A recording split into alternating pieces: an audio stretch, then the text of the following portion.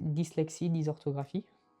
Pour tout ce qui est lecture, je lis comme quelqu'un qui est au CP, CM1. Pareil pour l'écriture, c'est que du phonétique en fait. Ça s'est pas vu directement tout de suite, mais j'avais eu des soucis au niveau des oreilles. Donc ça fait quand je suis rentré au CP, je savais pas encore très bien parler. Et là, par la suite, il y a eu la détection en CE2 de ma dys, qui est une dys générale, tout simplement. Pour moi, une dyslexie, c'est une personne comme une autre, mais c'est juste qu'on fonctionne différemment.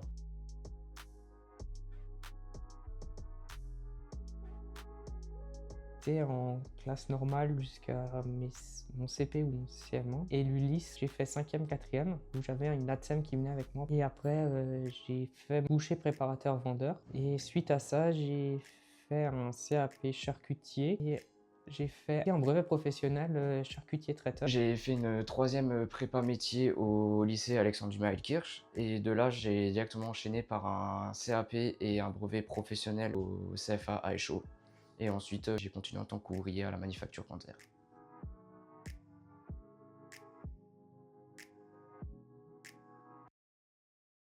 Oui et non. Certains, quand ils voyaient que c'était marqué sur le CV, reconnaissance de travailleur handicapé, il y en a qui disent non, on n'en veut pas dans notre entreprise, on a d'autres chats à fouetter, entre guillemets. Durant les entretiens, je le dis et je montre que en fait, ce n'est pas un problème, c'est même un avantage. Des salariés qui me disaient ouais, de toute façon, toi, tu l'auras les mains dans les poches sans rien faire, tes diplômes, parce que tu as pas besoin de travailler, parce que tu es dyslexique et c'est juste un coup de pouce qu'on te donne. Oui, ça m'est arrivé que ça m'est rendu plus difficile. J'ai fait beaucoup d'appels sans retour, où il y en avait beaucoup qui hésitaient. Et après un essai, ils voyaient à peu près comment que ça se passait, soit j'étais pris ou soit j'étais pas pris.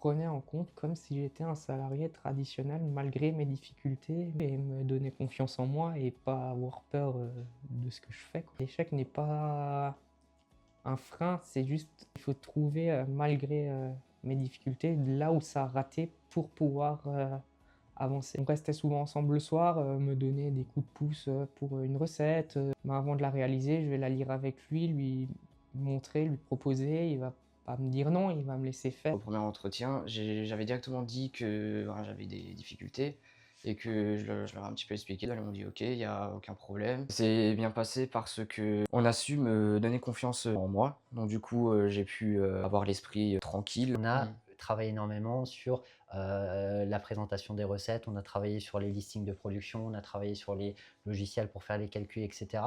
Ben, pour nous, employeurs, c'est vraiment un gain de temps et de pérennité.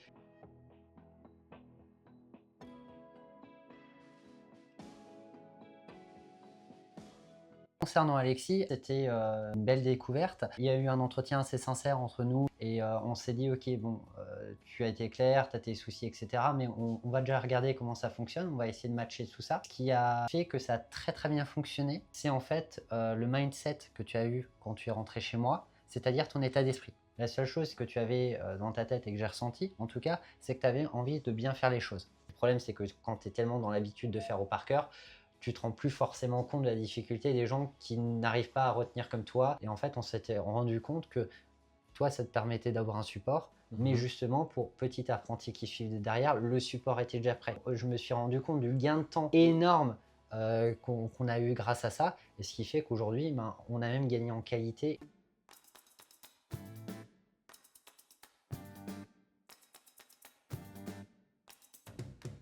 À ce niveau-là, j'ai envie de vous dire que ça soit un ouvrier qui est parfaitement normal ou que ce soit un ouvrier qui est handicapé, l'important c'est de trouver la bonne personne parce que tout le monde peut être une valeur ajoutée dans une entreprise et ben, en fait, c'est chaque personne qui rentre dans l'entreprise qui vient avec sa plus-value mais parfois aussi ses contraintes et en fait, une contrainte n'est qu'une contrainte que si on la laisse telle quelle.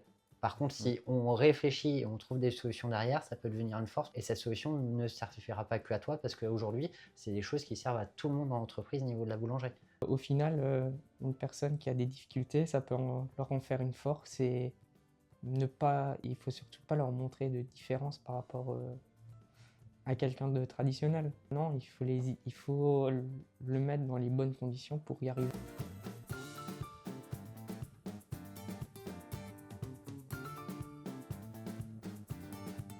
qu'il ne faut pas s'arrêter au premier échec, toujours avancer et utiliser son échec comme une force. Pas avoir peur d'assumer ses difficultés et pas avoir peur de sauter dans l'inconnu. Prendre tous les outils qu'on nous met à disposition et dès qu'on a une question ou qu'on ne sait pas, aller voir les personnes. La passion, ouais, ça reste le maître mot d'un métier. Si on va le matin et on y va reculons, ça vaut plus le coup d'y aller au boulot.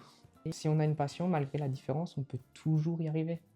Il faut juste croire en sa passion et en ses rêves et on y arrivera tôt ou tard. Il y a des moments où il faut se pousser plus loin que de ses limites, il faut pas avoir peur, même si ça fait peur, il faut y aller les yeux fermés et des fois ça aide. Dans mon cas, j'ai pu rencontrer quand même beaucoup de jeunes qui avaient les mêmes difficultés que moi et ça se voyait qu'il y avait beaucoup de personnes qui n'osaient pas forcément aller de l'avant et donc ces jeunes-là ont besoin aussi d'un petit coup de pouce à côté de la famille, des amis, des proches. Je pense que c'est ce petit coup de pouce qui va faire que tout simplement ça va aider à les projeter plus haut. Si on aime ce métier, qu'on veut vraiment le faire, faut y aller.